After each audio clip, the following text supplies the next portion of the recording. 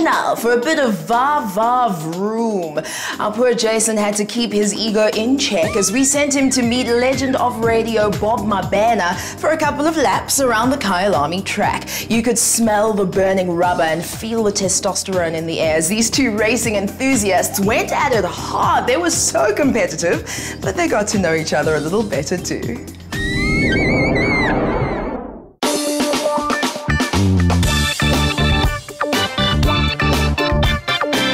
It's his voice that gets the listener's day off to a great start. He's a legend in the radio industry and just a downright upbeat, likable guy. Bob Mabena is a man keeping Mzansi on point.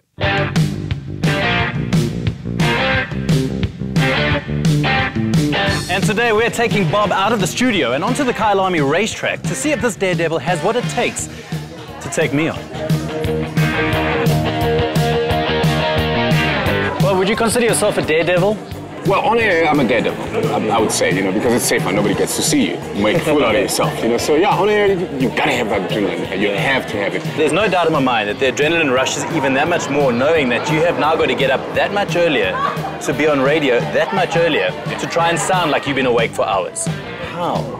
I'm an insomniac, so, I've been like that, I think, ever since I was born. So I have to wake up probably about 3:30 and then, mill a bar, make myself a steak, Steak? Seriously. Seriously? Yeah, seriously. I eat a full meal in the morning. So no coffee for Bob, we'll have a steak medium rare? Yeah, that's it. And, 5 slices of bread and I'm up and away.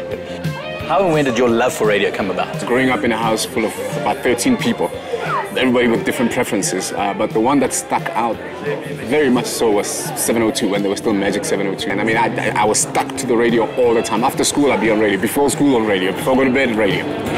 Bob has worked at 3 different radio stations and has also managed 2 stations.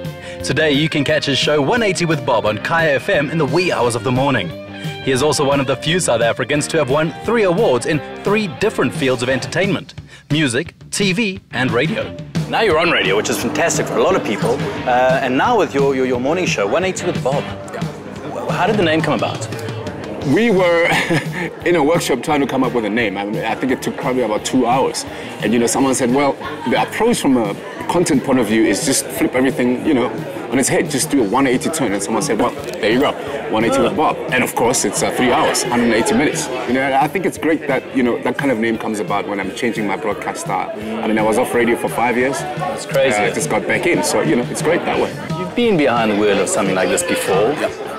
And on today, is this kind of child's play for you? No, not at all. As a matter of fact, there's a turn called Potter's Pass in East London. Yeah. They changed the name within the circuit racing brotherhood. They called it Bob's Pass. But that's why I went off at about 200 k's per hour on a hairpin. And it was quite something else. Well, I'm looking forward to getting on the track with you. Let's see what you made of. Let's do this.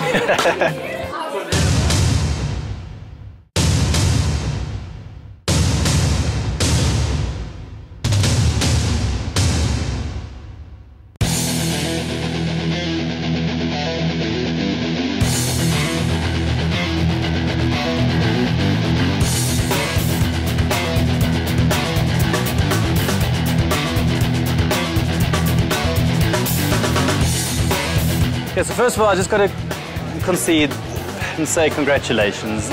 Maybe the best man won, so... Thank you very much, thank you very much. You have had more experience than me. Yeah, I had a serious advantage, yep. So besides racing for a second, let's go back to the radio. Yeah. Before radio, you were even singing as well. You had you won a SAMA? Yeah. How was that for you back in the day? It was great. Someone came up with our first album. We were nominated, never won. It was me and the soccer star, Dr. Kumalo. We won. I won when I did a solo album, second album. So let's say there's someone who wants to get into radio. What's your advice for them? The best thing is to, make yourself useful. Try and find an on-air presenter who's friendly and amenable. Make them coffee. Be their footstool. Let them wipe their feet on you. And while they do that, you're learning all areas. Where is Bob Mabena going to be in the next 10 years? In the next 10 years, I'll definitely be owning a couple of radio stations, not one. I intend to grab quite a few and make some movies. I just developed a love for that. Well, besides winning our race, Bob's also won the race to radio royalty. So to Bob, well done. And to Mzansi, you can be rest assured that so long as you keep on listening, Bob will keep on entertaining.